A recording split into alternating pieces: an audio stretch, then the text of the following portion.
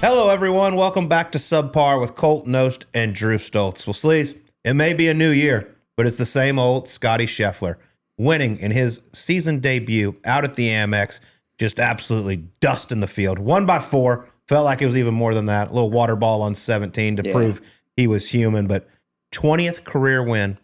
Now, the fastest to get to 20 wins since Tiger Woods. The only since Tiger Woods and Jack Nicklaus to have 20 wins with 4 majors before the age of 30. Just broke the $100 million career earnings mark. It's a good thing to break.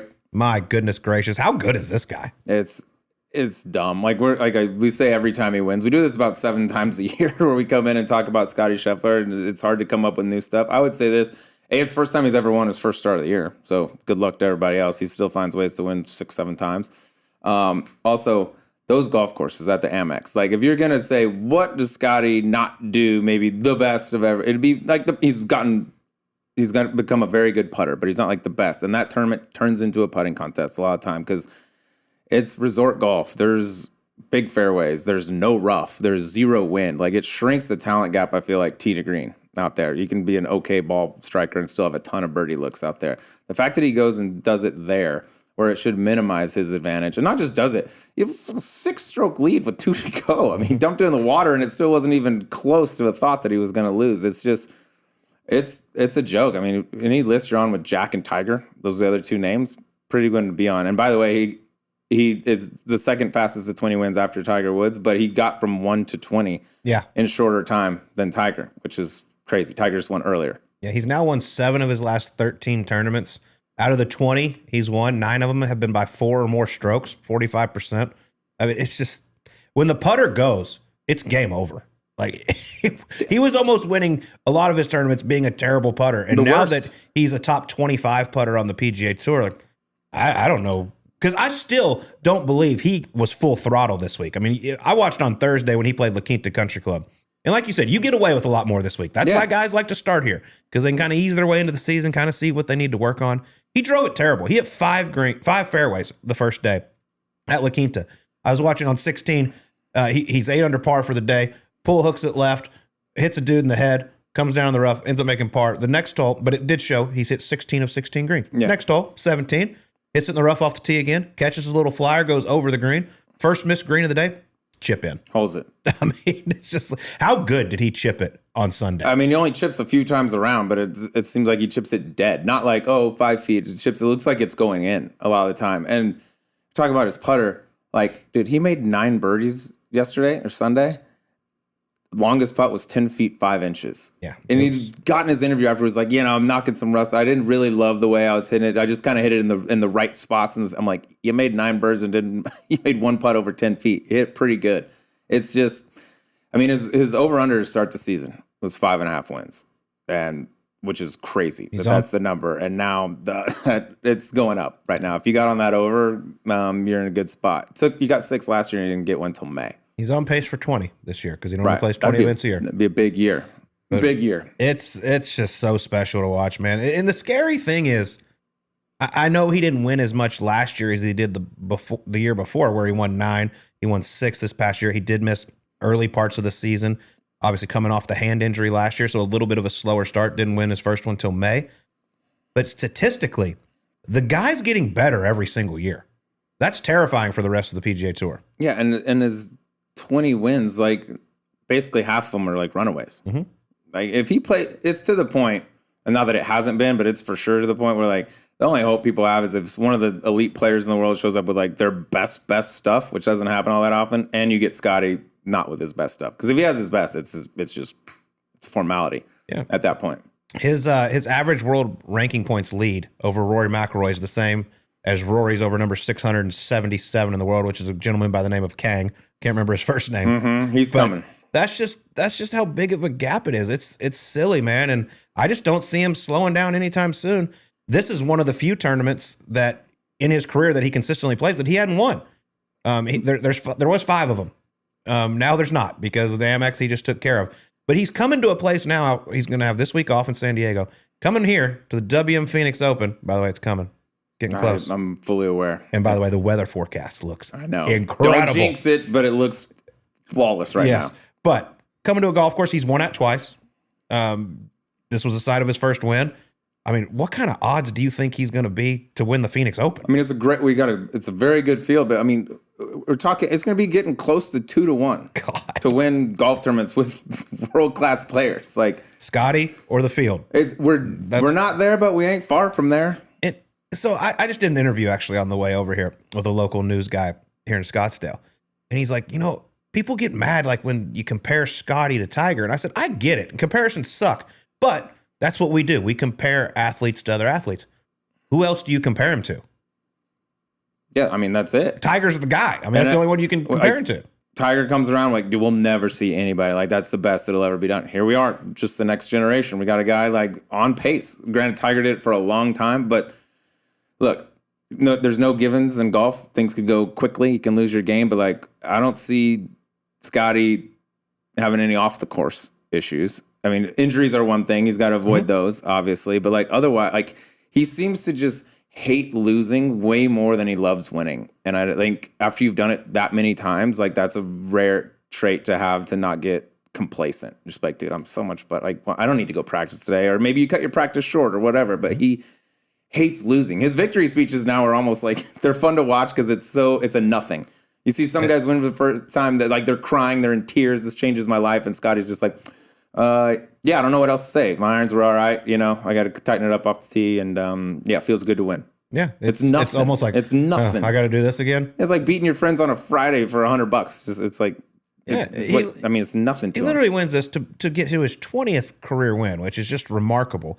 And he's like, yeah, it was a good week. Looking forward to going home. Hopefully get home because it's snowing a lot in Dallas. Yeah, he doesn't give a shit. Go get some rest and then be ready to go again. Phoenix Open. That's what I'm saying. He doesn't care. Like, winning moves the needle this much for him, but losing, I think he just hates losing. Good news for him, he don't do a lot of it. He does not. We got to give serious props to former guest and future guest Blades Brown for the little showing he had. How about 8 straight days going from the Bahamas to Palm Springs? That's where it helps to be 18 years old. 8 straight tournament days. Yeah, 8 straight tournament rounds. Finished in the Bahamas, which I don't know if that's ever been done. No, I doubt it. I don't know how it could. Finished Wednesday night, jumped on a little PJ.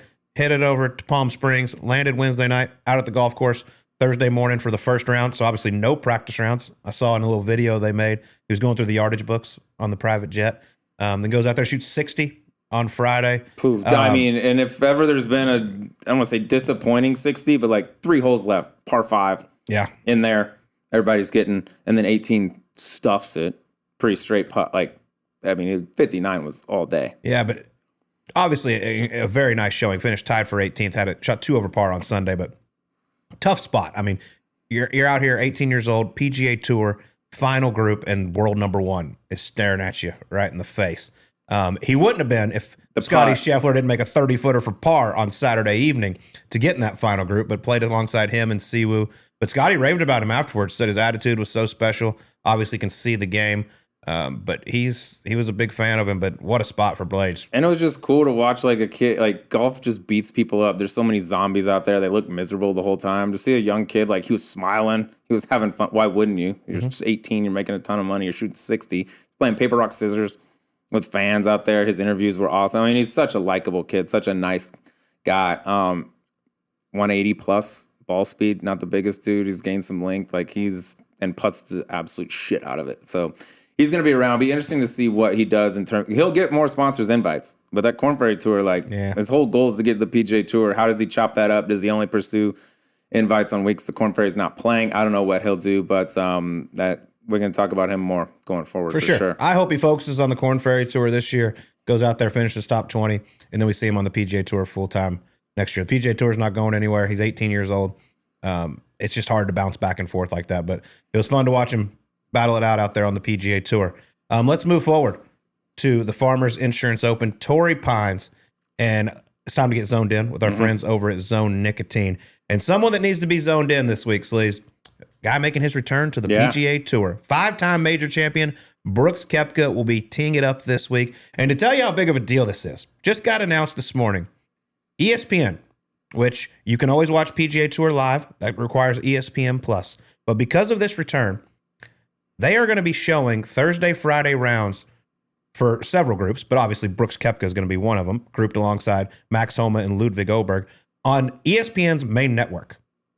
So for all you people out there that don't want to pay for ESPN Plus, good news for you. If you want to watch some golf, it is going to be on the ESPN main network Thursday and Friday, obviously leading into the Golf Channel coverage later in the day. But that's a big deal right there, man. That shows you how much they think of Brooks. Yeah, I don't know what got bumped on that Thursday, Friday, but there's not many guys that they'll bump it for, hey, let's move golf off ESPN Plus onto the main coverage. People out east that are covered in snow, we feel for you, but you're going to get to watch Torrey Pines this week. What do you expect from Brooks? I mean, it's tomorrow when he addresses the media, Tuesday. There's going to be a lot of eyeballs on him, a lot of attention for not just this week, but going forward. What do you think, like Brooks on the golf course, what do you expect him to do? Yeah, doesn't have the best track record at Torrey Pines. In his PGA Which is Tour kind of career, surprising, isn't it? Yeah, he missed 3 or 4 cuts Yeah. in his career there. Now, I don't know. I don't know what was going on. Obviously, Torrey Pines can play much different in January than it does other times of the year. It's a tough golf course, but with how he drives it, yeah, I'm a little surprised by the record. In my opinion, like if he was a full-time PGA Tour member and he was picking his schedule, I don't think this would be a tournament he would play. I think this is the WM Phoenix Open is next week. I love that place. I'm a champ there.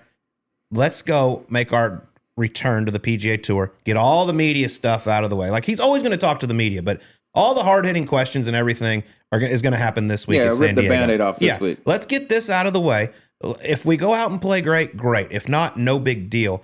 I want to be ready to go come WM Phoenix Open. Yeah, that's kind of what I think it is too. And I'm not entirely sure when they got this agreement in place, hey, you can come back right away. You just got to pay these fines. You forfeit the equity, all that stuff, that they weren't like, oh, and by the way, we could use a little boost out in San Diego. You can play that one. Like, maybe that's the case. But he's not in the signature event, so maybe he's like, dude, I got to get some starts. I got to get going, things like that. I don't have huge expectations for him coming out. Played okay on the DP World Tour, towards the end of the season last year, but wasn't what we're used to seeing in the major championships. It's hard to just, oh, I'm back. Let me flip a switch. Now I'll start playing good all of a sudden. However, if there's a guy in golf that we've seen that kind of does actually have that ability, it's Brooks Koepka, because sometimes he's nothing leading up to majors, then all of a sudden, oh, boom, and there he goes. So will it get that kind of attention from him? I don't know, but it's going to be fun to watch having him back, and especially huge boost, too, for us this coming week or the following week at WM to have him back. Yeah. Nice. Not that we need any help, but there's a little more buzz for it. Yeah, and speaking of that. Yeah. WM Phoenix Open Week, which means absolutely zero productivity for anyone involved. Everyone's bouncing around doing their thing, trying not to get lost in the chaos. Before things really get out of hand, Subpar and Zone are going to be live at Whiskey Row in Old Town Scottsdale on Tuesday, February 3rd from 5 p.m. to midnight. We've got some special guests coming through, WM Open ticket giveaways, basically a great excuse to come hang with us and Zone before we completely lose our voices for the week. While all that's going on, we've also got a little off-the-course hang happening later in the week, Sleaze, because it's not like we don't have enough going on. We need some more shit to do this week. Are you ready for it, by the way? Oh, my Are you, God. mentally? I mean, it's here. Yeah. It's officially here. Saturday is concert at Coliseum. That's official kickoff. The Killers. The Killers. Yeah. Will be in the house. Killing. Got a great... Yeah, on Thursday, February 5th from 10 a.m. to 3 p.m., we're going to be at Circle K at 4101 North Hayden Road. It's just outside of Old Town, which is basically where everyone ends up at some point anyway. We're going to have a big reveal from Zone. We don't know what it is, but we're told it is spicy. That's all we're allowed to say. It's no swing tips, no putting drills, just spice. And Zone and a bunch of their friends are going to be there. We got Nate, Dr. Fax is going to be on site. LeGarrette Blount, remember him? He's going to be in the house, which lets you know this is definitely not a golf clinic, but it's just a solid hang. So if you're in Old Town for the Waste Management Phoenix Open, need a quick break from the course, or you're just bouncing around between Old Town and whatever your next questionable decision is, come by, say hi, grab a photo, talk a little golf live, chop it up, in or out, linger. Again, that's Tuesday night at Whiskey Row, February 3rd, and Thursday at Circle K on Hayden Road, February 5th. Get after it.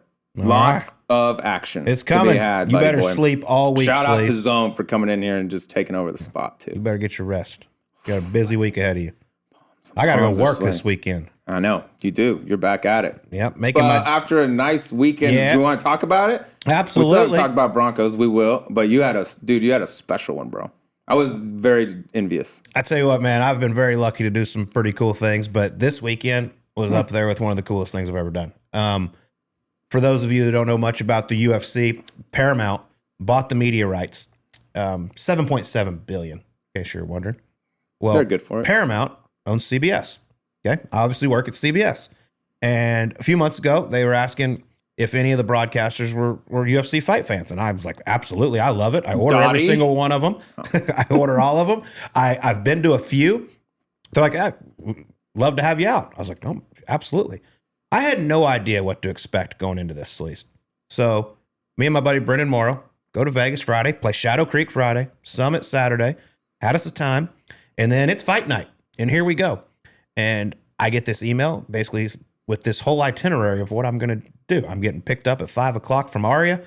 They're taking us over to the red carpet. And I was like, oh, red carpet? What the hell That's cares right what up I'm your in? alley, dude. You're a red carpet guy. But before that, my buddy Gary Williams sent me a list because his daughter works for UFC of all the celebs in attendance. And it's just hilarious to see these names. I mean, Miles Teller. It was Morris names. Chestnut. I mean, big time names, says what they do. And then Colt Knost, golfer. Golfer. And I'm Like, you're still oh, playing. here we go. So we show up, like I said, don't really know what's going on. And I get out, and there's people doing interviews on the red carpet. Morris Chestnut's in front of me. A couple UFC fighters were ahead of him. Tough guy to follow, by Yeah. the way. No hate on you. Actually, I disagree. I thought it was the undercard in the main event. As a bald, beautiful man. But I was like, I told the guys, do I really need to do this? Like, no one cares what I think. I mean, I'm a golfer. This is a UFC fight. You're like, no. You're doing it. You're doing it. We got a few people lined up. And so first one I do is entertainment tonight. This is like, what they're going to open with this. Yeah. And I was like, all right, here we go. But he actually asked a lot about golf and me moving to the tower and everything, what it's like working with Jim Nance. But did a few of them. Brendan is just dying laughing. He's behind the cameras, filming me, taking pictures. And as I'm walking through the red carpet, then was he the one that sent the video of you like getting ready that looked like it was like, you know, like what do I do with my hands? I don't know what to do with my hands. Yeah. Brendan filmed that. So then we get to the end, and the guy running the whole show is like, "Hey, here's your tickets, and here's your security guard for the night, Dave." I was like, good. Security guard. Wondering where he was. Yeah, I was like, security guard. What do I need a security guard for? He's like, it's just to make sure everything's okay. He'll help you, escort you everywhere. So we get like 3 different wristbands that get you into all these different places. And we get in the elevator with Morris, my security guard, Dave, Brendan, and a couple of Morris's people. And we go up to the top. You got BMO. How much more security do you need? He fights. And we get up to the top to the Hyde bar there at T-Mobile and walk up to the bar. And I mean, everything's just taken care of all night long. Get a beer, sitting there. And then I'm a huge Yellowstone fan. And standing right next to me is Luke Grimes from Yellowstone and his buddy. And we just start chopping it up, talking a little bit about the show, talking about some golf and all this. And then Dave comes over. He's like, let me know when you want to come down to your seats. So once again, still don't know what to expect. Get the tickets. It says, you know what, letter row or whatever. It said floor like row D. So we get down in the elevator, go back down. Here he comes, escorts us all the way out. And there's 2 fold out chairs just right on the floor with my name on the back of both of them. And Brendan's like, what in the hell is going on right now? Like, red carpet, bro. What is this? I was like, you damn right. You better remember who you're with right now. But sitting right there, 4th row, ringside. To my right was Charles Woodson, Morris Chestnut in front of me, Travis Barker and Kourtney Kardashian right in front of me. It's a good thing you had Dave around for that in case Kourtney tried to make a move on you. That's a good point. You know what I told her to keep her hands to herself. Hey, keep her away from me. But it was so cool. I got to go over, and our president of CBS Sports, David Burson, was there. And I went over. He's like, come say hi. And he's sitting front row and center. I had to walk past Dana White and Joe Rogan, which was really cool. And I walk over, and they're like, yeah, you can come over here. And there, I go give a hug to my man, David Burson, sitting next to Miles Teller and his wife. And then to his left, Robert Kraft, owner of the New England Patriots. That hurts a little more. So got to meet him, which was really cool. And then all of a sudden, my phone, I get a text. Bobby Berger of Bob Does Sports. He goes, look at you down there, just walking around like you own the place. And I was like, I text him, I'm like, where are you? I got to come talk to you. Because all of them. He's a big UFC guy, very good friends with Dana White. And he's sitting right behind the main seats, awesome seats right there. And I was like, dude, this is the greatest night of my life. This is so freaking cool. Like, I'm a kid in a candy store right now. Cool to see him, but awesome fights. Did take Justin Gaethje at plus 280, which was a nice little hit. Well done. But man, I know you've never been to one. It's like my one thing, still like a big fight. Considering I'm pretty much the man at UFC now that you're like, we'll go. Get me on that carpet, dude. I probably can't get you a security guard, but don't worry, you can use mine. I won't need one, but just get me on the carpet. I got a lot of shit to say to entertainment tonight that they need to hear. It was unbelievable, dude. Got to meet Chuck Liddell, which was cool as a UFC fight fan. But just the amount of people walking in and around the area, aka Billionaires Row, as they call it, which is where I feel very comfortable. I was just like, what is this life right now? The buzz on big fight nights too man. is just insane out there. And you got the main event, Patty. That was a brawl. The Patty Pimblett thought it might end early. Took a couple fingers to the eye, which sucked. But dude, he got his shit kicked and did not get knocked out. Justin Gaethje's a bad man. But let me tell you something. The Patty Pimblett walkout is just worth everything. Dude, I don't know how he has enough gas. Like I was like, he's gonna gas out before he even gets to the ring. It was like he's entering a club, like a DJ. But man, what a weekend. Gotta thank Paramount, CBS for having me out. I can't wait to do it. If this was a one-time thing, oh my God, I don't know how it could be any better. But if I'm not working and there's a UFC fight maybe in Vegas, I'll try it again. I'm happy to do it again, and I'll sit in the same exact seats if you don't mind. They're gonna be fighting at the White House coming up soon, or this year sometime, right? Yeah, I believe in end of June. See if you can finesse that one. I'm available. Okay. Yeah, just so you know. I don't know, man. That's going to be cool and all, but fight night in Vegas, pretty hard to beat. I'll take either. Just so we're clear. Just so we're clear. All right. I mentioned Robert Kraft, the owner of the Patriots. You want to do it now? I'm hurt. I'm sorry, Sleaze. Your Denver Broncos, what a season it was. Dude. End up losing to the Patriots 10-7. Jared Stidham come out, by the way, just slinging it. Ran it right down the field, scored a touchdown. Let's go. This is Nick Foles 2.0. We're about to do it. I don't know why I'm hurt so much because honestly, like when I found out that Bo Nix broke his ankle last weekend, that's when I was like, what are the odds you're going to win a Super Bowl with a dude that hasn't taken a snap in 2 years with a backup? Like it just doesn't happen. So I kind of like had resigned to the fact like, all right, maybe we don't win the Super Bowl. But then I got to that game. Stidham comes out. The first looks unbelievable. Defense. I mean, Patriots can do nothing offensively. And I was like, dude, all he's got to do is just not blow it. And like, I think we can win this game. This is such a winnable game. And then he coughs it up. Of course, inside our own 20. I mean, that was a gift 7 points. The Broncos legitimately gave up 3 points on defense, and we lost the game. Yeah. That game was so winnable in so many different ways, and to lose it like that, not taking the points. I don't want to, like Sean Payton, we're not where we are without Sean Payton, but I'm like, God, 2 possessions in this game. They can't get a first down. They had no yards. The only thing they ever did was run with Drake May. And there's a blizzard coming. And a blizzard is coming, which the whole world knew about, so I'm sure Sean Payton knew about. I was like, 10-0 looks nice right now. Turns out that was the difference. We had a ton of chances otherwise to get it done, but how about it hurt me more than I thought because I'd kind of, once Bo went down. But I'll tell you this, it's fun. It's fun to care again. It's like I went a decade since 2015, basically, without just knowing that at the beginning of the season we were going to be shit. The problem now is I care. You care, and now it hurts, though. It does hurt, but it's like TCU hadn't been hurting me since Georgia. I'm ready to be hurt, and I got it. But bright side, I think we're set up nicely for the future. Yeah, so hopefully defense. not the last time, but damn, you just don't know how many defenses you're going to get like that, even if you keep the same guys around. Defense is sick. I do agree.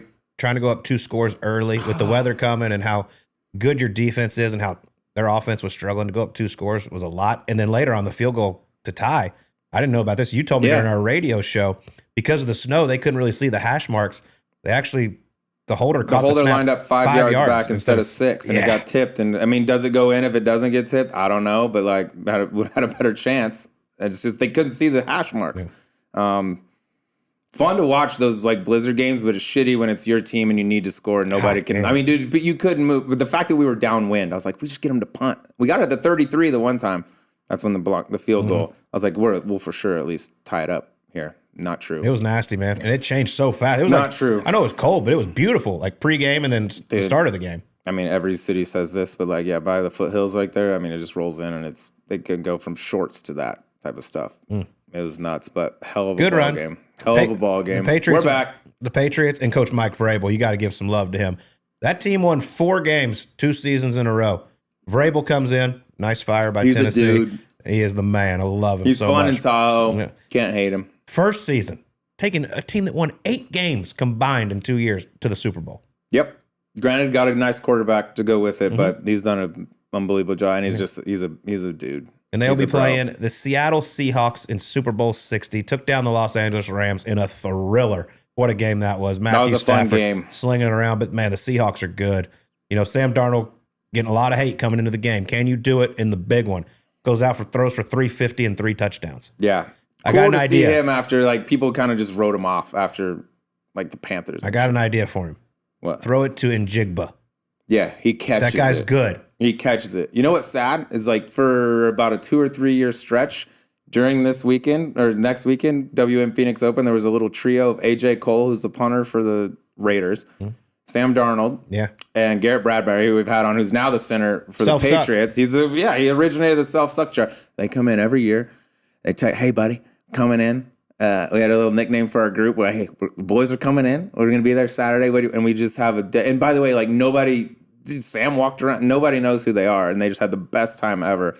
And things have changed. 2 of them are now playing for the whole thing. Now, Sam used to like take pictures when they would someone would like recognize Garrett. Like, hey, can you take a picture? I'm like, that's funny. Yeah, dude. I was like, holy shit. By the way, it things might have be changed. They were so fun. It might be somewhat good for your health that the Broncos aren't in it because Sunday you could just be a disaster. Oh, and there'll be a playoff. They'll 100 like Dietrich. Scottie might run away and win by 8. I don't know, but like Dietrich, you've never seen 55 dudes, only 2 of whom have ever heard of Thomas Dietrich in their life, rooting harder for a dude than we were last year coming down the stretch because everyone's just ready to get that. And it's always like runs up against, a literal kickoff. And then you got to get out of there and get home, so you miss a ton of it. All right, well, hell of a run. Yeah. Broncos, Seattle, 2 weeks from now. I'm back to work this week at the Farmers Insurance Open, making my debut in the booth. Yes, here we go. CBS, can't wait. We got the whole squad coming out. Nance is normally at the AFC Championship game because the way the schedule changed. He'll be in the building with us. So making my debut in the Super Tower. He's called that from out there before. Oh, yeah. Normally in Kansas City, believe it or not. That's right. Yeah. At least it wasn't them this year. All right, let's get to some picks this week for the Farmers Insurance Open. Obviously, Brooks Koepka in the field. Pretty good field. Xander Schauffele, Patrick Cantlay, Ludwig Oberg. A lot of studs playing. I'm trying to get on the board this week. I keep coming close with these top 10 bets. I'm going to keep firing at it.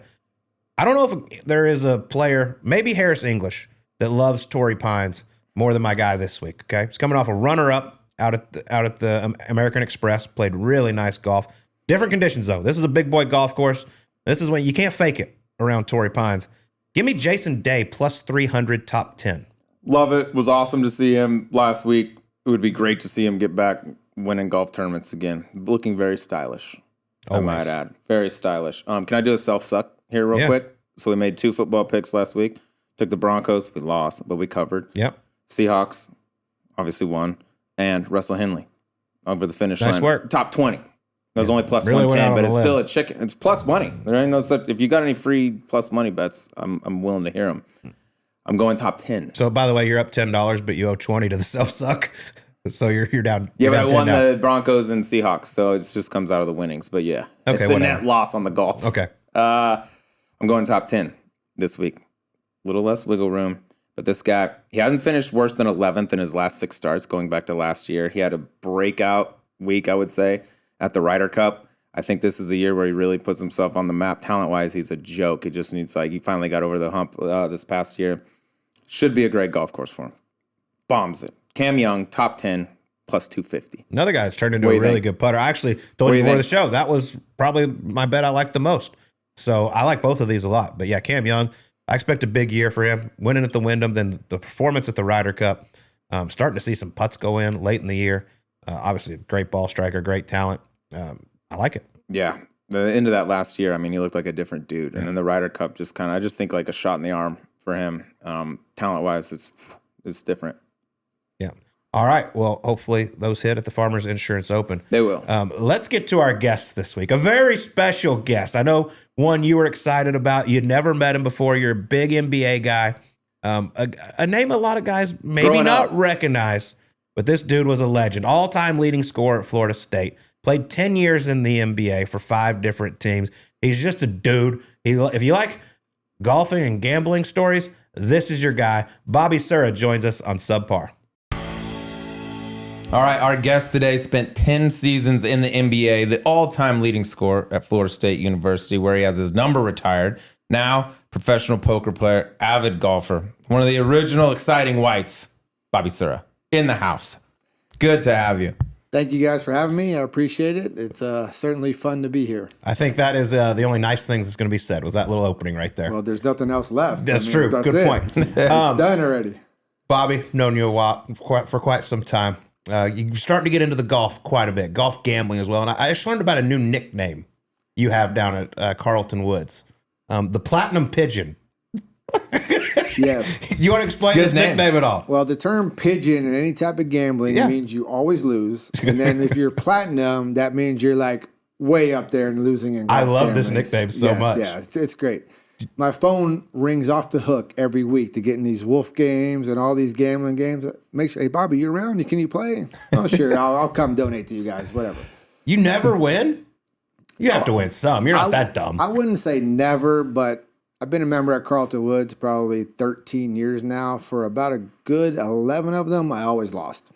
The tables are turning a little bit. I've heard that. But not quite enough to make up for 11 years of losing.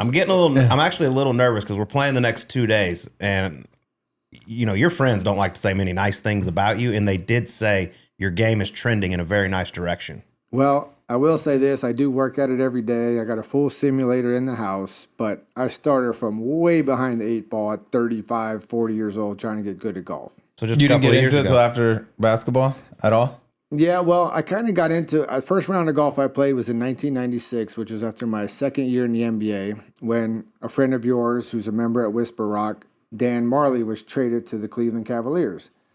So Dan was on suicide watch when he got to Cleveland from here. The weather was bad. He was a Hall of Famer. He's like, I don't want any part of this.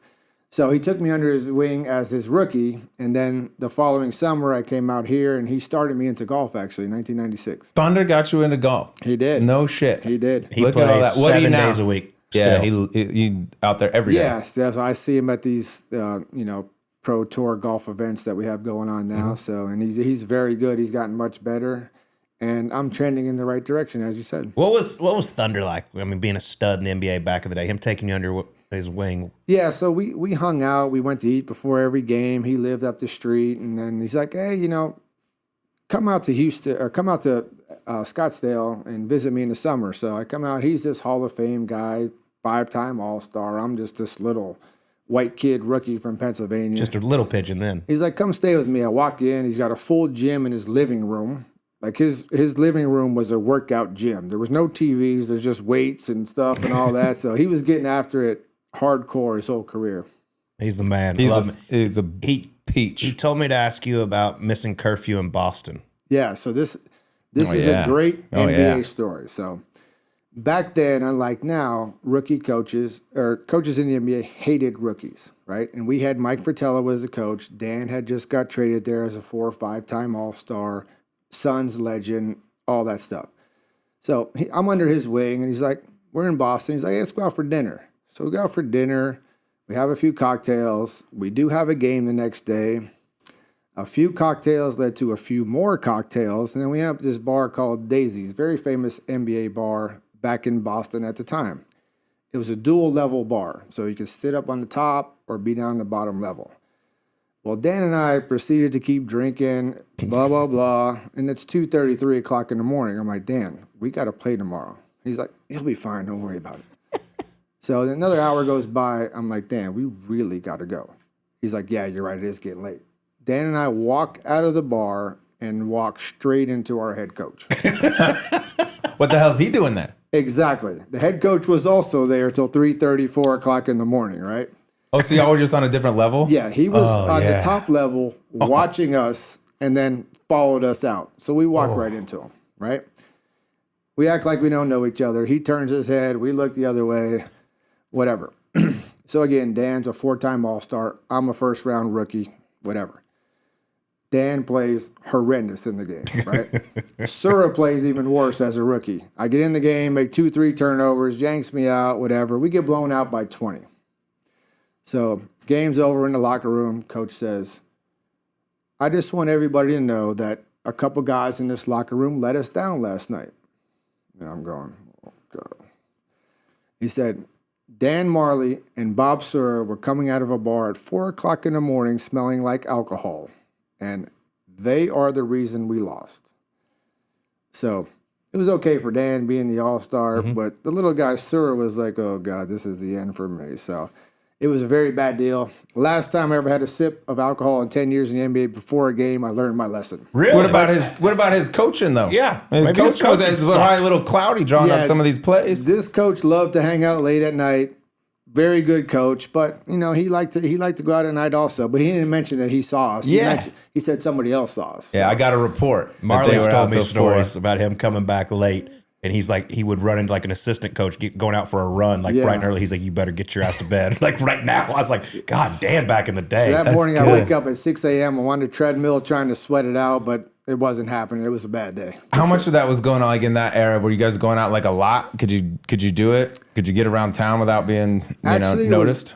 Mike Fratello was a very strict coach on his players. We actually had curfews and things back then, which I'm sure they don't have now at all. So they tried to really rein it in back then and control the guys a little bit more than I'm sure they do in today's NBA. So we get reports every now and then from down here in Scottsdale. Someone will be out like, dude, I saw the Lakers, like this guy, fade the Lakers tomorrow night. And then they always come out and win by 20. But they're still around 7 p.m. I know. I'm like, you think that's the first time doing that too? Stay out till 3, tee off at 7:10. Then we'll talk to me. Funny story. My driver just coming over here, they had the playoff game here a couple weeks ago, and apparently he had a couple Ole Miss players that were out pretty late before the game. So I guess it's rampant these days. That'd have been helpful. It's easy to do here, Yeah. There's a little trouble to get into. Well, here in now Scottsdale. these guys are making $500. They could go do it, $1 million a year. They can just go do whatever they want, I guess. Yeah. Do you enjoy watching the NBA these days? I mean, because obviously the game's changed so much since you played. Yeah, to me, it's really become kind of a bad product to me. Like, back in my day, like I see some highlights on Instagram where I'm guarding Jordan and the score in the fourth quarter with a minute left is like 72-68, right? I think that was a little bit too rough and tumble. Anthony Mason, Patrick Ewing, the Pacers at the time. I think that was on the end of being too slow, but I think now is way too fast. Back in my day, a team took 12, 13 three-pointers a game. Now you'll have one guy take 15, 16 by himself. So I think somewhere in the middle would be a good balance. It's threes and dunks, and which would be like if you played in today's era, like that would be, that'd be up your alley. Yeah. Then, the analytics and all that have changed the way people perceive the 2-point shot. It's all 3-point shot. I went and saw one of my old college roommates' kids' basketball games. He's 12 years old, and in the game, the kids probably jacked up 83s. Like fast break, instead of running for a layup, they run to the 3. So it's changed the game for sure. And I think Steph Curry's had a lot to do with it, the way he shoots the ball. Chicks love the 3-ball, I guess. So yeah, I would like to see it come back to a happy medium. Absolutely. I was flipping through and was on SportsCenter the other night, and I can't remember which game it was, but it was halftime, and it was like 82-67. Yeah. Halftime. But I was like, be 140 to 138 regulation. Yeah. The Warriors in their prime with Thompson and Curry was scoring 80 points in one half. We didn't score 80 in a game. Yeah. I was watching some of your old highlights today, just get ready for today, and I ended up watching this whole long thing. But some of the shit that was going on back then, I was like, he would be tossed for that. And that was just like a regular, it wasn't even like a flagrant foul. Rodman hit you with one that actually you got tossed for, which was bullshit. Exactly. Because replay nowadays, they could slow it down. Some and of the see stuff it. that back in the day, you get arrested for, not just thrown out. I mean, like they try to hard handcuff fouls. you. Hard So fouls. the game is just too loose to me these days. It needs to be a little bit tougher. You mentioned MJ. Obviously, everybody loves good MJ stories. You got to play against him. Had to guard him quite a bit. How much did he chirp you back in the day? Well, pretty good, because I didn't back down from anybody, even though I wasn't very good, a little white guy from Pennsylvania, but I didn't back down from anybody. So a couple good stories. So my welcome to the NBA moment was back then you played teams in the preseason in close proximity. So I was a first-round draft pick by Cleveland, which we played Chicago in the preseason, which was close in proximity, right? So you played 8 preseason games. This is our very first one. So we're playing the Bulls. We're playing Jordan, Pippen, Kukoc, Kerr, the whole crew. I wasn't a starter. I was a 6th man. So we're 5-6 minutes into the game. Coach was like, Bobby, you're in. Get Terrell Brandon, who was one of our all-star point guards. So check in the game. Not even 30 seconds later, here it comes. 3-on-1 break. Jordan, Pippen, Kukoc. Pass, pass, pass. Scottie Pippen jumps over my head in the basket. His feet were at my head. And I was like, whoa, these guys are moving at a speed that I never seen before. After the game, I called my mom. I said, this NBA stuff is going to be fun, but it's not going to last very long. So that was my welcome to the NBA That moment. was preseason? Preseason, first Jordan story. So go on, I was playing good minutes as a rookie. And again, I never backed down from anybody. I was a tough player. I'm in your face, whatever. So we're in the United Center about a few months later during the regular season. and I'm guarding Jordan because I was athletic, good defender, and I'm in his face. I'm after him. He's throwing elbows at me. We're going at it.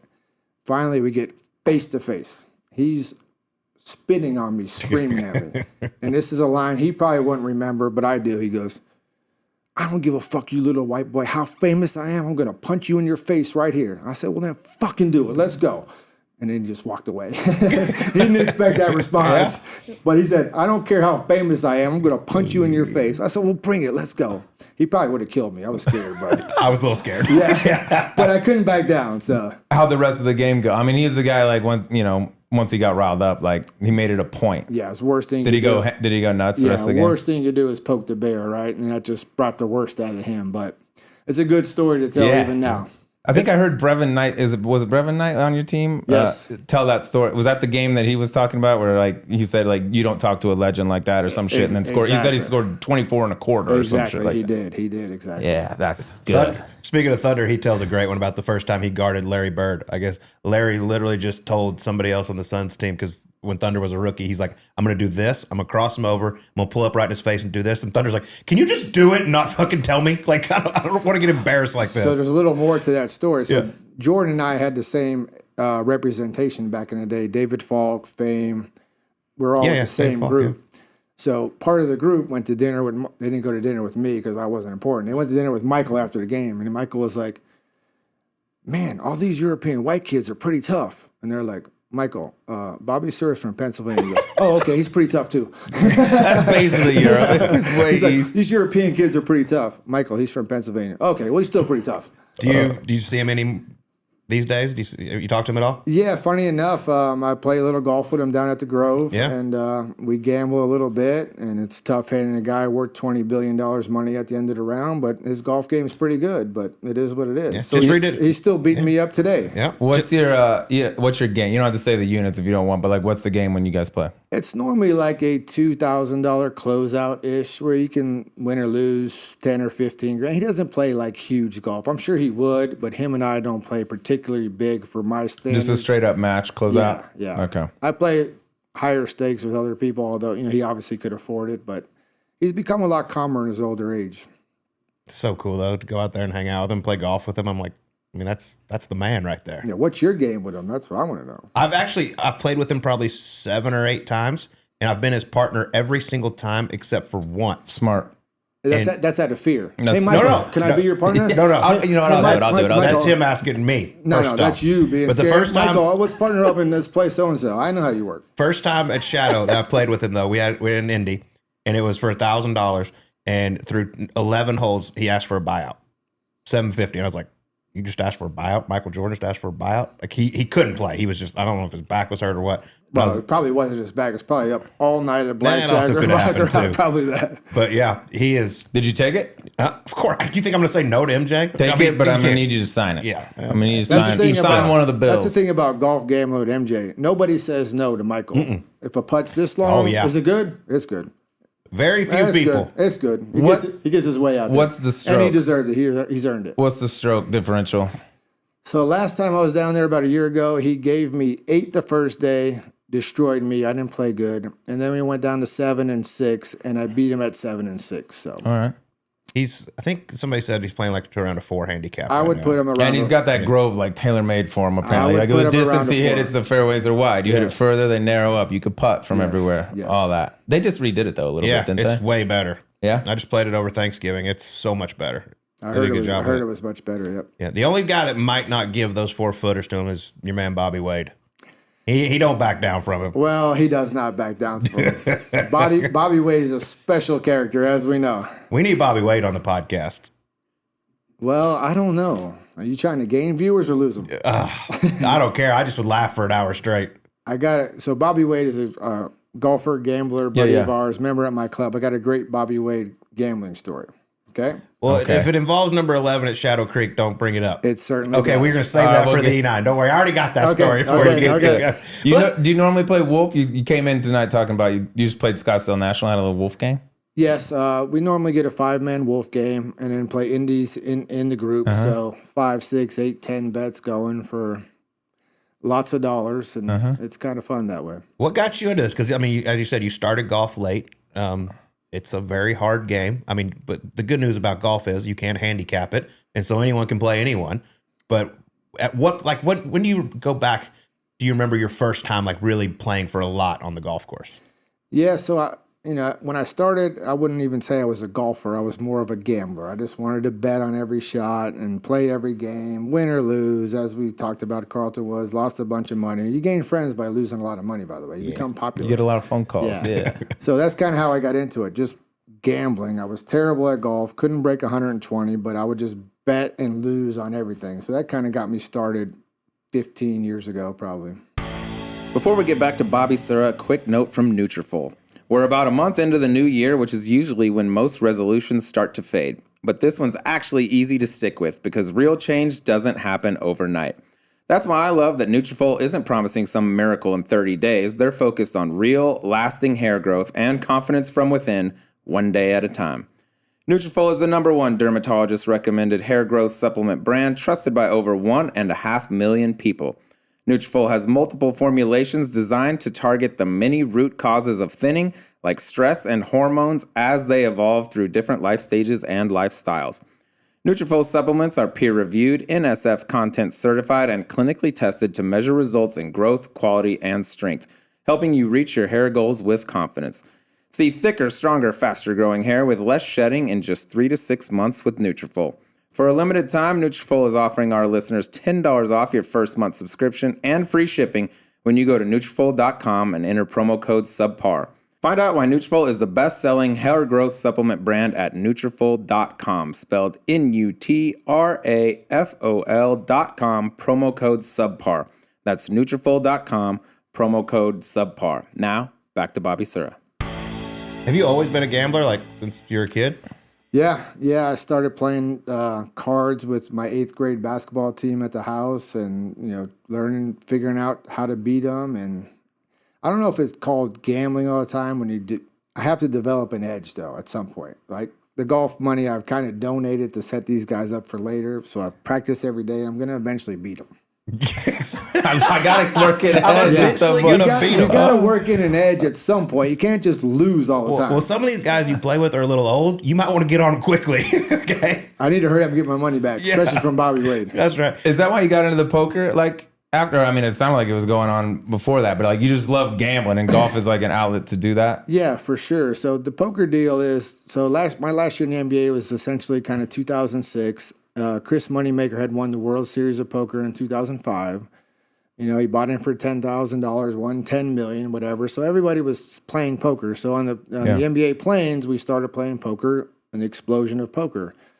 So I kind of continued to play after that, and found some high stakes games in Houston that were, lucrative if you were good enough. So then I eventually practiced and got good and was able to win playing poker also. What were the games like on the plane? Because I've heard some good stories. Some people play Boo-Ray. Did y'all play just poker? Straight up poker? When I was with the Pistons in 2004, the year they won it, which I was traded for Rasheed Wallace in the middle of the season, and they had a great season. We were playing a lot of Boo-Ray. So I was playing with Ben Wallace, Rip Hamilton, and those guys. That can get violent, can it? It can get nasty for sure. Yeah. It wasn't a huge game, so nobody got mad, nobody got hurt. And then the year after that, when I got traded to Atlanta, we started playing poker on the plane with Jason Terry and Steven Jackson and guys like that. Anything like any crazy bets that had to get settled up? I think Gilbert Arenas and Javaris Crittenton, like the pistol in the locker room deal, was over money from a Boo-Ray game, if I'm not mistaken. But did you ever have any weird ones? I think it may have been in a high-low AC-Ducey game. Oh, between the sheets. I hate that game. That's the most violent of all. It's one of our favorites. Terrifying. That game could start out for $1, and then guys are losing houses and cars. And I think that argument was over that. Yeah. There's some money owed, but was there ever any like weird stuff? I've heard people play for like jersey numbers and stuff. Yeah, they did. Here's my here's one of my good gambling stories in the NBA. It involves Ben Wallace from the Pistons. Yeah. Ben He's terrifying. Terrifying guy. He was awesome. He's terrifying today. He still looks the same as he did 20 years ago. So we're playing Boo-Ray for a good amount of money back in the day. And Ben had ended up owing me like $8,000 or $9,000, right? I get traded the very next day to the Hawks, right? I'm like, Ben and I hung out. We drink on their bus, Coronas. We were boys, but whatever, I'm gone. Whatever, I'm going to write the $8,000 off, right? So I get traded to the Hawks. 2 months later, we're playing the Pistons in Detroit. with the same team, whatever. And I wasn't going to say a word to him because he is a scary guy. That's the wrong one. Although him and I got along very well. I'm like, man, that 8,000's gone. I walk in the locker room. I pick up my jersey, and there's an envelope on there with the $8,000 in it. Oh, No way. Ben said, I got you, brother. that's So, awesome. pretty nice of him. Good What story. a guy. Yeah. That's Good one story. of very few I feel like they would do that. Yes, I would never expect him to get that money, but he had it sitting in my locker. So, Traded. scary guy, yes, but That's very, awesome. That Honorable. has expired once very you're traded. honorable. Yes, I it like was that. expired and gone in my book. Tell us about some of these poker games you got involved in, because I've heard some of the stakes are rather uncomfortable. Yeah, so we started out in 2005, playing poker at guy's house, whatever, and then as the years gone on and the games got bigger and now they're insane, we were playing for millions and millions of dollars a night. So I wasn't very good, kind of like the golf. Started out losing a lot of money, not a lot of fun. So after about 5-6 years in, I meet a friend of mine. I meet a guy from Pennsylvania who's a world-class poker player. And I asked him about this. You don't mind if I say his name? His name's Charlie Hook. So he's still one of the best players in the world. He came to Houston with a buddy. He's like, hey, I want to start playing with you guys. We're like, no, you're too good. We're not letting you play. So he says, well, how about this? How about if I teach you some poker and you get me in these games that we're playing and it'll be very profitable for us. So I was like, okay, seems like a good idea, but I don't know if he knows what he's talking about, whatever. So I went and learned poker and got good at it and was able to beat these games at the very highest stakes in the world, probably. Pots upwards of, $10, $15 million pots over the course of 15 years. Good way to learn the game. Yeah. Yeah. So it was very lucrative, but I had to learn how to play. Again, I had to develop an edge. I just want to get beat all the time and be broke and be working for Colt and Knost on the podcast or something. So I had, I had to figure out a way. You'd be lucky to be doing that. What did he? I'd be cleaning his clubs at Whisper Rock. They get dirty as shit. I've seen them. What was he teaching you? Like, how did he teach you to make you so much better so quickly? There's so many things that go into it, but he is a very smart guy, and his pattern recognition is unbelievable. Like, he would remember how you're twirling that pen for the rest of his life. Oh shit. Yeah. So That- yeah. So those that's kind a of fake things tell. are what made him great, which I had no clue about. But he was able to teach me some tells, some actions, and some mathematics and some things like that I was able to be good at it. So more like behavioral stuff as opposed to like odds and numbers and probability and that, All of or it. just all of it. All of it. But the behavioral stuff's certainly a big part of it. What's the heart rate at when you're in a pot for millions of dollars? My heart rate's high right now talking about it. Yeah. Because you do lose some of them, Yeah, of but some course. of them you win. So, yeah, it's a very stressful situation. And we happen to be in games with people that had 100 times money that we could ever dream of. So to them, their heart rate was a lot lower. Ours was a lot higher. But eventually I got good enough to where I could win consistently. And how do you settle up when you're in So these you owe me games? 12. Yeah, I mean, Yeah.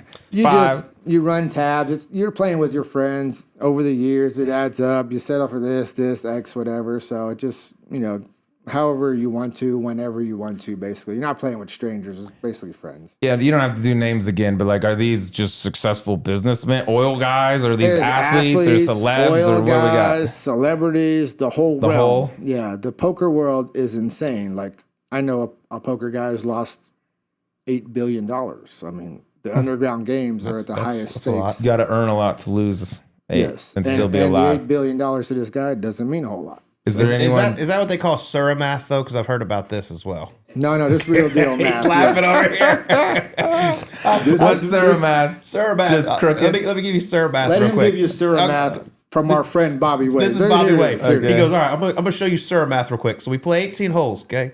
Bobby Sura wins 24,000. Okay? We play an E9. I get it all back plus 13. Bobby Sura says he loses $39,000. He's like, no, you lost 13. That's how a friend of ours thinks I added up. But that's not necessarily true. That's how he says it. 26 and 13. I bought that guy a 39. $400,000 Austin Martin, so my math is correct. His is wrong. Was that on a game? Was that on a bet? From golf gambling, yes. That's a tough one. Yes. What hurts more, having to get him a car or hand him the cash or a check or whatever? Just having to look at that car at the country Yeah, club like a for, reminder every time. It's like Skittles blue with the gray, and I mean, it was terrible. It was just terrible. We were on the range down in Cabo. for Taylor Montgomery's wedding. We're hitting balls, and obviously we've been having a good, fun couple of days. So everybody's a little banged up still, but we're sitting there just talking trash, and he's hitting balls, and it's just dead silent. And he goes, "I'll tell y'all one thing. If I had Colt Knost money, I'd kill myself." He is no offense. No offense. That's one of his classics. I'd kill myself. I would no longer be here. He is absolutely hilarious. Is there a guy you've played with, like not a pro that plays, like on this, like Lamb or somebody like that, but just an athlete or somebody that you respect their poker game the most? Who do you think's the best? Somebody who does something else for a living, I should say. No, not really. A lot of those kinds of people, the athletes and celebrities and stuff, they do it just for fun. It's entertainment. The money has no effect on them. It's their release. It's where they party, have a few drinks, etc. So it's really entertainment for them. So they don't really care too much. Feels like a good game. Yeah. How often are you playing now?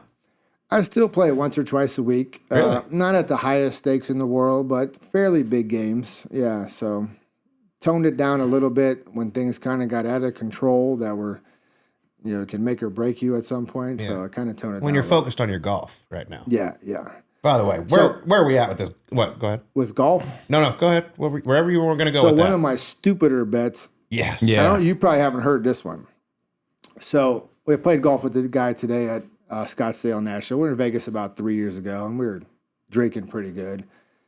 And I was saying how I'm going to get really good, and by 55, I'm going to qualify for a senior tour event. Hell yeah. Yeah. This was one of my E9s. I do You're know ready. the story. Oh, you already got it? Yeah. Oh, No, you guys go. Keep going? Yeah. No, yeah. So anyway, we're at the REA, we're gambling, drinking. This guy's a multi-billionaire. He doesn't care about 1 million, 2 million, 3 million, whatever.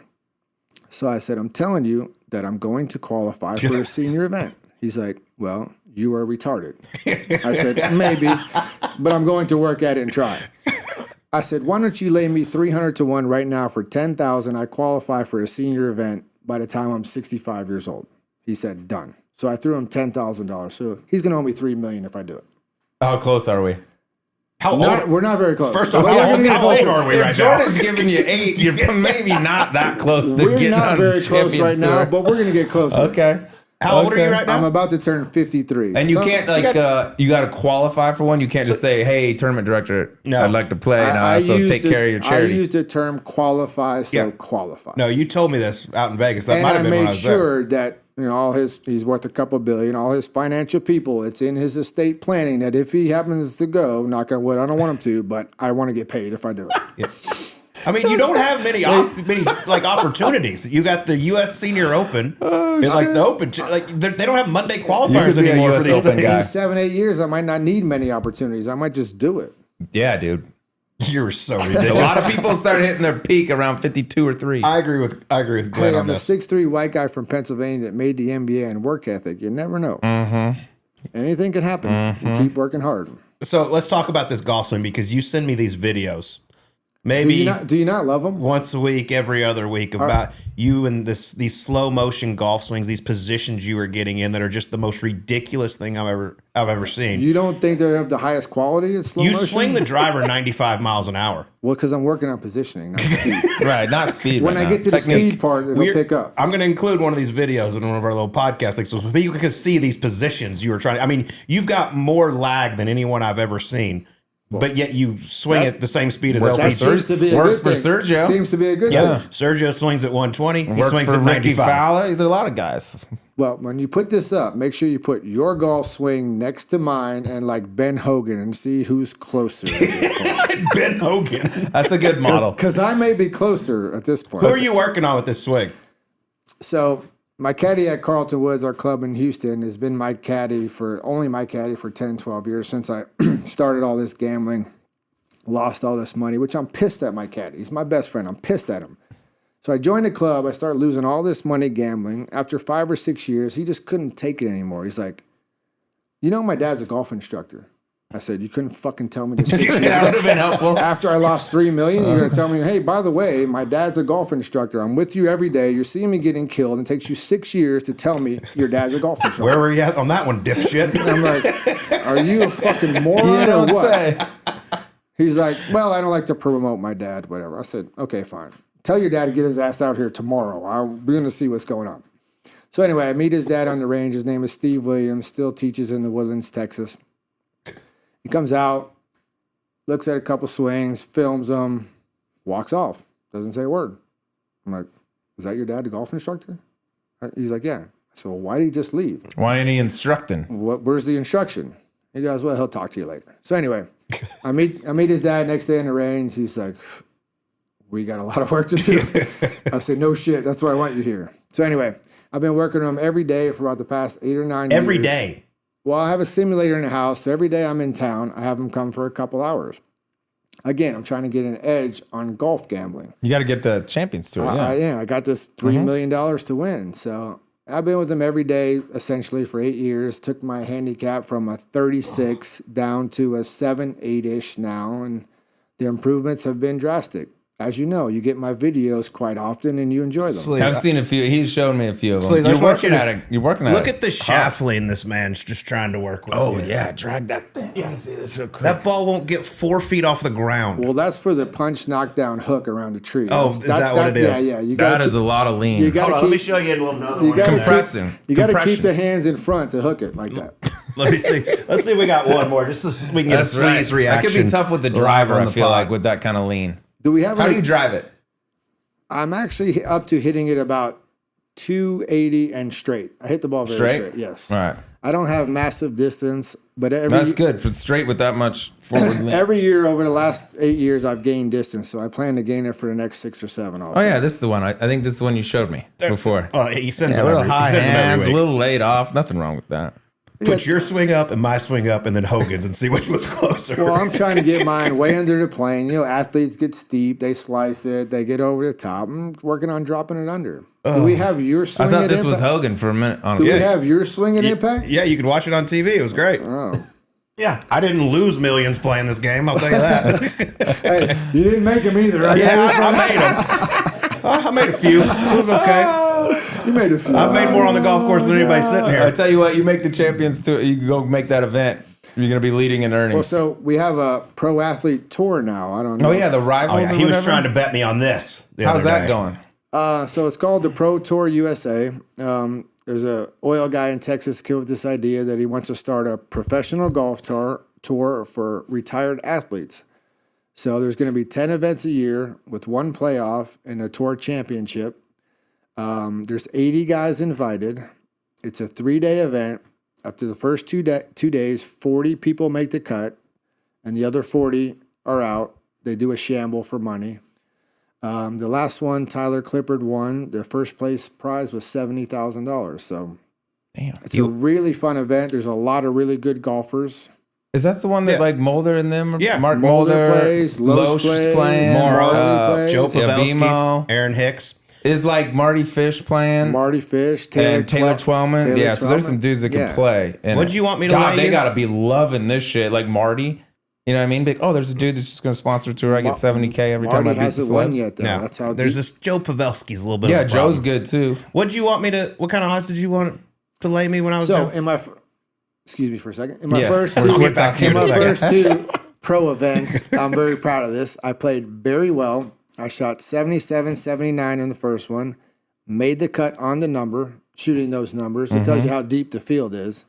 And the second one, I shot 77, 80 and missed the cut by 1 shot. Tom Glavine beat me by 1 shot in the last. Tell you what, you're right around the corner from being on the Champions Tour. Hey, right there. We gotta find you the right qualifier. The That weather was good gets for me at shitty. this point, and I'm working at it. But you got to be. There's probably not that many basketball guys. Like in Tahoe, there's like quarterbacks all play golf, pitchers play golf, and they bat. You know, growing up, like they all have a head start. There can't be that many. The hoopers. best basketball players are Dan Marley's one of them. Yeah. John Barry's also one of them. J.R. Smith, who's getting pretty good, who has missed every cut, by the way. Although Really? He's a very good golfer. Yes, he hasn't played very well on both days. There's a guy named Mike Smith, who you guys may not know, is probably one of the best players. Ray Allen's also good. Swings So, it nice. Yeah, the fields are deep. Is Really Nick good. Van Exel? Did he play? I think Derek Anderson sent me a picture because I grew up like that was my guy, Nick. Dude, Nick played the first couple events a couple years ago and was just okay. This last event, he finished like 15th. Really? So I think he's getting down to like a 5 I didn't even handicap. know he played. I good had at seen him, golf. and Da sent me a selfie with him. I was like, dude, that's my guy. He played really well last event. He did really well. When's your No next one of shit. these? It's February 16th in Palm Springs at Indian Wells. I might have to Is this check. lead- is this I might have lead- to is this check the leading to schedule. another We should honestly go out to one of those and just talk to all. We'll know a million people. It'll be I told awesome. him he won't listen to me, but I said Yeah, you of guys course. should do a show out there. 100%. We should do that. In the 80-man field, there's like 40 Hall of Famers. Yeah. Smoltz, Yeah. Glavine, Bernie Nichols, Brett Hull. Yeah, This guy Morrow is not a Hall of Famer, but he's a pretty good golfer. Because in like the 15 years I've known him, he's just given me so much great advice. Well, this is a good one. You finally got one. He's trending. He's trending. All right, let's get to the E9, so then we can go to dinner. Will you come back and do another pod? I I feel like we haven't even started. I feel like we haven't even started. All right, go ahead. All right. Well, I gotta. you have a rather interesting life. Let's be honest.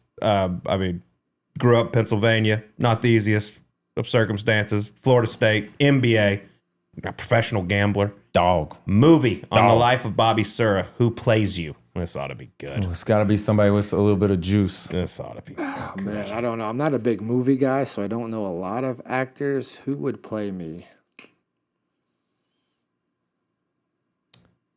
I mean, you might Who's as well got a little? you might as well just do Woody Harrelson from. I mean, he did do White Man Can't Jump.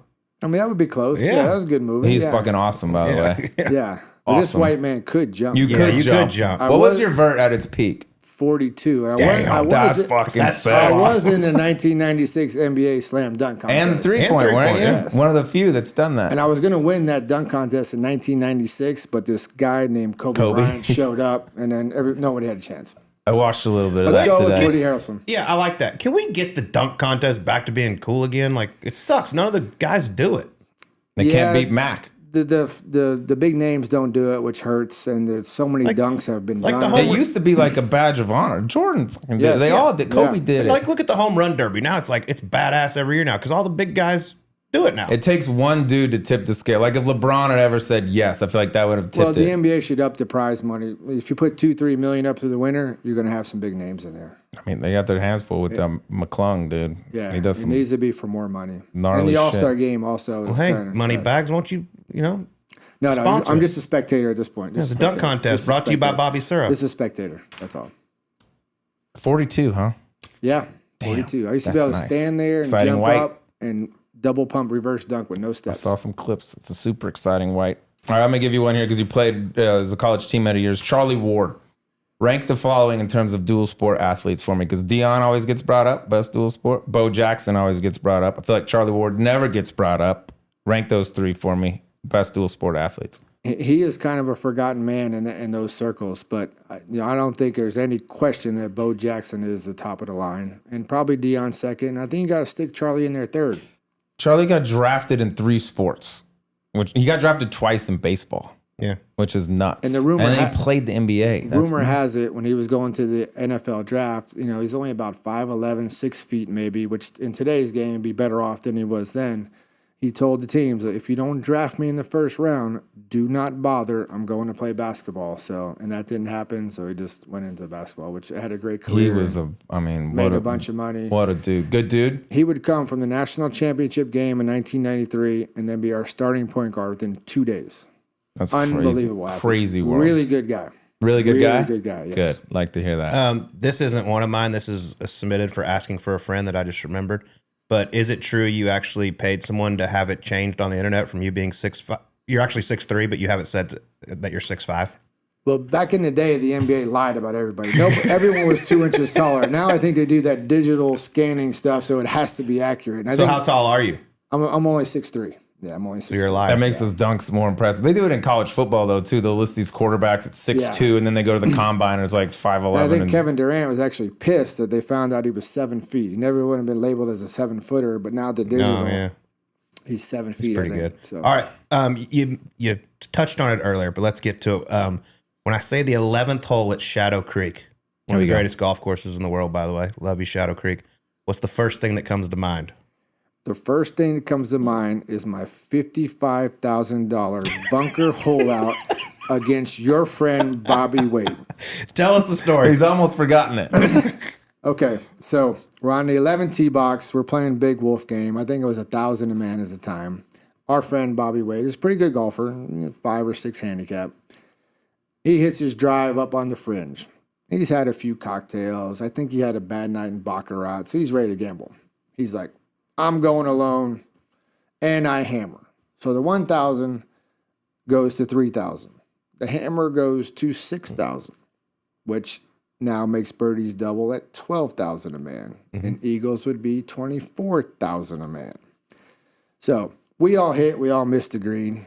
I'm in the front bunker, which is like a 15, 20-yard bunker shot, and the pin is tucked left, which is short-sided. And as bad as I am at golf, according to Colt, I'm a decent bunker player.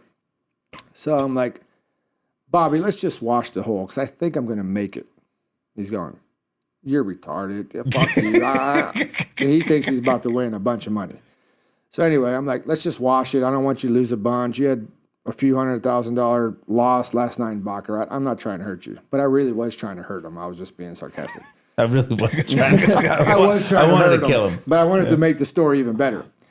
So anyway, long story short, I hole the bunker shot. So he loses like 46 or 48,000 in the Wolf game and another 8 or 9,000 to me on the shot. So it was like a $50,000 shot. So he was beside himself, picks his ball up. We go to next tee, hits it down the fairway, down the middle, drives up to his ball, scoops it up on his way to the clubhouse, and we didn't see him for 2 weeks.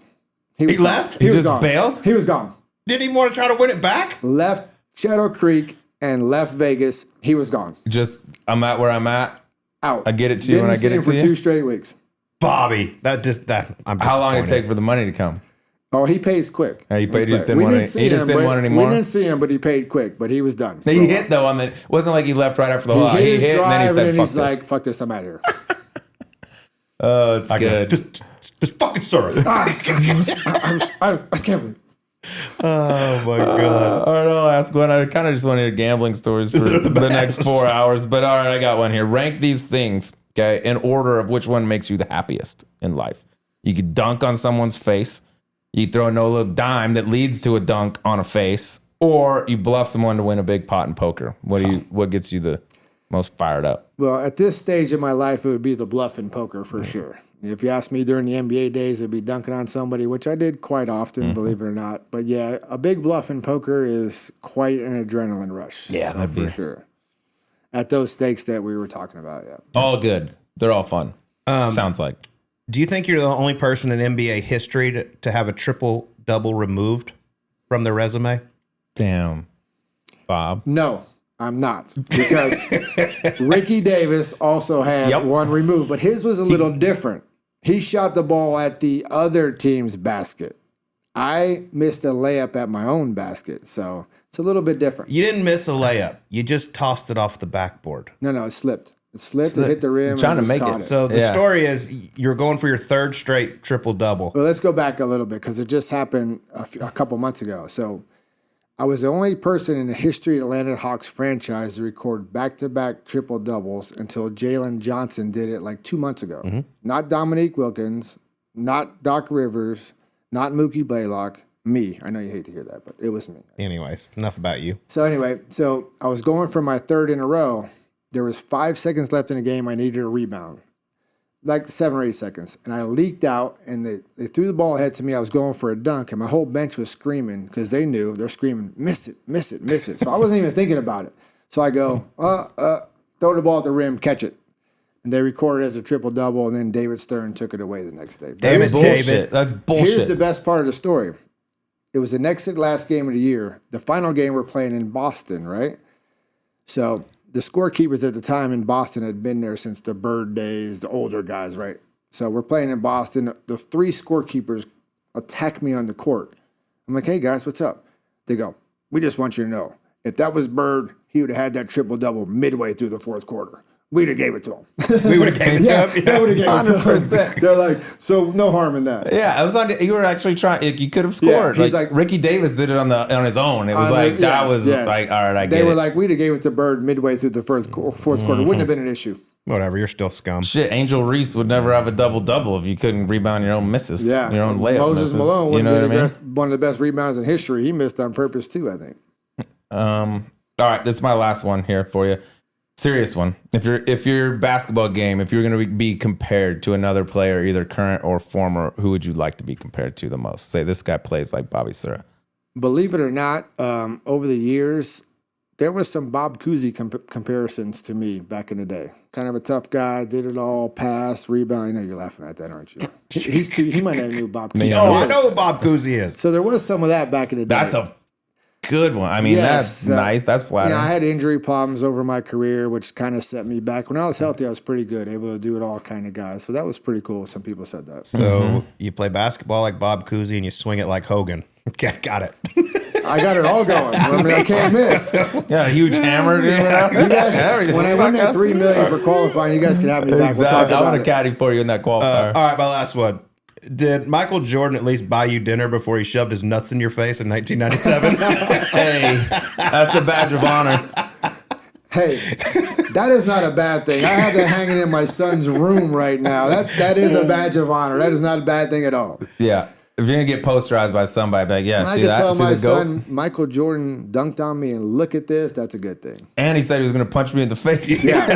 And he said, How you many don't care guys how could- famous he is, he's going to punch me in the face on the court. Oh, that's Oh, awesome. that's huge respect. Sarah, I hate you, but I love you. That was a lot of Boys, fun, man. Can we? Thank you very Can much. we go again? We're going to come to one of these tournaments. We got to do this again. I feel like we're at the tip of the Let's do iceberg. it dude. for sure. Yeah, you Oh guys my should. God, That was great. You're a beast. Thanks, dude. All right, guys. Thank you. All right, that was the Platinum Pigeon. Bobby Sura joining us on Subpar. He said What like a name. platinum was like the top level. I was like, dude, it's because you dyed your hair. Yeah. Like, that's why it's platinum. It's so good, dude. We finished. I don't know if I've ever seen you like so excited to be like, we got to do this again. I love this guy. Well, dude, I grew up like he was a dude in the NBA and in college for that matter. When I was like peak basketball, you know what I mean? That's when I like loved it the most. I can remember, dude, like showing up for like my junior high games with a big baggy shirt under my jersey because like Bobby Sura was wearing it. You know what I mean? Like he was a stud, and I thought like playing in the NBA is like the peak for most people. Like that's the best part of your life. This dude's life is infinitely better since he got out of basketball. It's like, what do you do? Play high stakes golf at sick courses. I play high stakes poker against greats and win a ton of money from the guys the celebs and stuff that show up. I mean, it's like, and he makes more money than he probably did when he was playing. He's way a more. joke. I mean, that's the dream right there. And just what a great dude. And he is a golf freak, man. I mean, every day got that coach out there gonna building the qualify for golf the swing. Champions Tour, dude. How good is that? The Champions Tour bet. He already paid it off. Oh, I know. It was just like, if it happens, you can pay me. So I played with him and the guy he made that bet with the other day at Silverleaf. Had ourselves a time. Bobby, I hadn't really played. I don't think I played much golf with him at all, but it's been a very long time. He's way better than I thought he was going to be. I had to give him 14 strokes, but he can go. Like he beat me the first day and I beat him the second day. His golf swing, I mean, he's trying to look like Hogan. As he said, put your golf swing on the screen. I'll put mine. We'll see which one's closer to We'll see what Hogan. it looks like Hogan. Yeah, we'll see which one gets more results closer to Hogan, Bobby. But he's not as shitty as I thought he was going to be. He hits it extremely short, but his swing, Which is crazy because he's tall and athletic. yeah, but he swings like 94 miles an hour. know, that's I weird. mean, but he's just so worried about his positions and everything. He's like, dude, I'm going to pick up 30 yards in the next 2 years. Don't worry, I'll be ready to go. That's when the champions come. But he hits it very straight, can chip very well, and he's not scared of the action. So like, obviously. what's his index? He's like a 10. Okay, got a ways to go to get to Champions Tour. Just a I bit would outside. think, but why would you even want to play a Champions Tour event? Your life's way To better. try to beat your friend at a $3 million. Yeah, I guess. Yeah, that's a good reason. That's the only reason. There's a few reasons for it, but otherwise things are pretty good. He's a 10. I'm being serious. We need to go to one of those. What is it? The pro rivals. Yeah. Because there's a ton of guys that we know. They're all fun. They're all in there for the same thing. But also getting him back and just being like, all right, we're just straight. Forget all the stuff. We're just going straight gambling. I told you you'd like him. Yeah, he's good shit. He's a 10. Thanks Man's to- in phenomenal shape still too at 52. Looks like he could still punch it. I mean, 42-inch vertical back in the day. 42-inch hops back in the day. Exciting whites, bud. One of the OGs. I think you could add up all the times I've jumped in my life, and it might not get to 42 inches. Under. We'll put it to the test after here. Oh, that was beautiful, man. Love you, Yeah, Bobby good Sura. one. You're the man. All right, can't wait. Phoenix Open Week It's coming up. All the Zone events, we got them. Show up. We got a huge week coming up. Shout out to Zone for everything that they're doing, but we got to give you a warning. This product contains nicotine, and nicotine is an addictive chemical. Underage sale is prohibited. Nothing compares to the intensity and excitement of a big putt on 18, just like nothing compares to the intensity and flavor of Zone nicotine pouches. Available in strengths of 6 milligrams and 9 milligrams. Speaking of excitement, Zone will be unveiling a brand new flavor soon, so stay tuned. All I can say is intensity and flavor are about to get spicier. Want Zone pouches at a discount? Mailed right to your door. Get 20% off at nicokick.com/zone. That's NICOKICK.com/zone when you use promo code SUBPAR20. It's Take coming. care of yourself. Yep. It's time to get zoned in. Go to bed, Sleaze. Yeah, I'm going to be resting. I'm resting up big time. All Big right. time this week. I'm just depression sleeping after the Broncos. Sorry about your loss. It's okay. All right. Well, thanks to you all for listening. Thanks to Bobby Sura and all of our great sponsors. We'll talk to you next week on Subpar.